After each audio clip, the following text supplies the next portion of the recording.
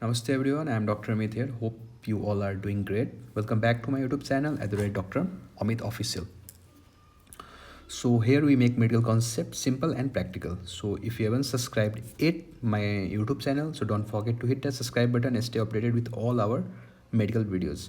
So in our last video, we talked about amino acid and amino acid derivatives. Okay, so moving forward in our biochemistry series, today we'll talk about this topic, catecholamine synthesis and tyrosine metabolism. Okay, and in upcoming videos we'll talk about a different enzyme deficiency from this cycle. Okay, so this is a must know topic for all your entrance exam or to understand the clinical disease. Okay, so I'll break it down in a simple, clear and exam oriented way. So stay with me and let's get started with our today topic, that's a catecholamine synthesis and tyrosine metabolism. So let's start our topic, that's a catecholamine synthesis and tyrosine metabolism. Okay, so in our last video in amino acid derivatives, we talked about this phenylalanine. Okay, right? So this was our last video lecture, okay, in which we talk about this phenylalanine from tyrosine, then dopamine, norepinephrine, and epinephrine. Okay, so we'll talk this phenylalanine over here. Okay, so we all know this essential amino acids. Okay, so this phenylalanine, with the help of tetrahydrobiotin, that's a BH4, it's a cofactor. Okay, it formed tyrosine. Okay, so over here we are using this enzyme phenylalanine hydroxylase. Okay, so if in any patient, okay, if any person, if this enzyme phenylalanine hydroxylase is absent, then that person will not able to form this tyrosine. Okay, and they will suffer from a disease called phenylketonuria. Okay, we'll discuss in detail about this disease in our upcoming videos of biochemistry. Okay, so if phenylalanine hydroxylase is absent, then the person will suffer from PKU. Okay, now this tyrosine, okay, with the help of this enzyme, tyrosine is formed. Now this tyrosine form homoxantic acid. Okay, and this homoxantic acid convert to mallyl acetoacetic acid. So while converting homoxantic acid to mallyl acetoacetic acid, we use an enzyme called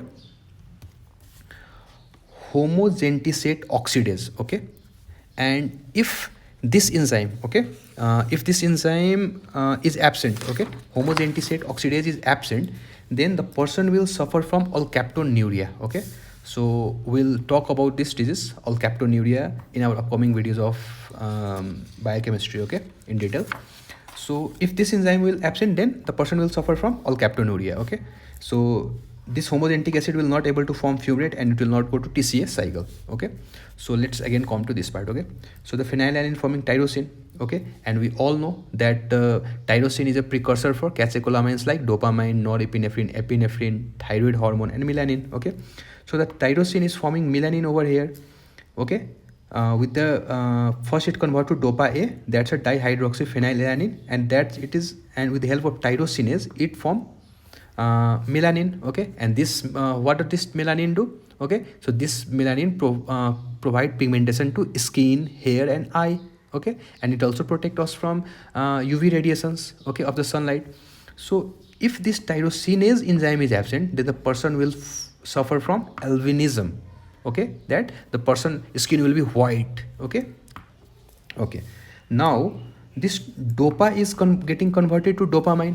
Okay, and we all know that dopamine is very important because it's a neurotransmitter, movement control and reward and pleasure. Okay, so it is getting converted with the help of dopamine beta hydroxylase. Okay, and this dopamine is also getting converted to homovanillic acid.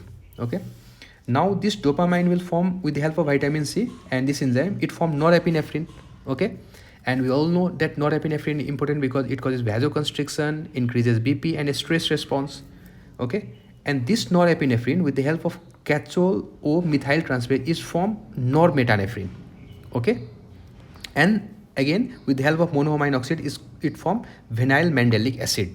Okay, so no need to remember this enzymes name over here. Okay, just remember this these three steps. Okay, these three steps is very important. Okay, and the question will ask from these steps. Okay, and again this norepinephrine will convert to epinephrine. We all know that epinephrine is important because it's a fight and flight hormone and it increases heart rate, glucose and bronchodilations. Okay, and again this epinephrine is getting converted to metanephrine and finally to vinyl mandelic acid. Okay, so this is all about catecholamine synthesis and tyrosine metabolism. Okay, so just remember this step. Okay, that which enzyme is helping to convert this phenyl into tyrosine, and if the enzyme is deficient, then which disease will occur in a patient. Okay, so phenylketonuria, alkaptonuria, okay, albinism. Okay, I will talk in detail albinism in dermatology lecture. Okay, so this is all about the catecholamine synthesis. In our upcoming videos, we will talk about the different diseases, okay, from this cycle. Okay, so if you like this video, please do like and subscribe my YouTube channel, and please share this video with your fellow medicos and your medical college group,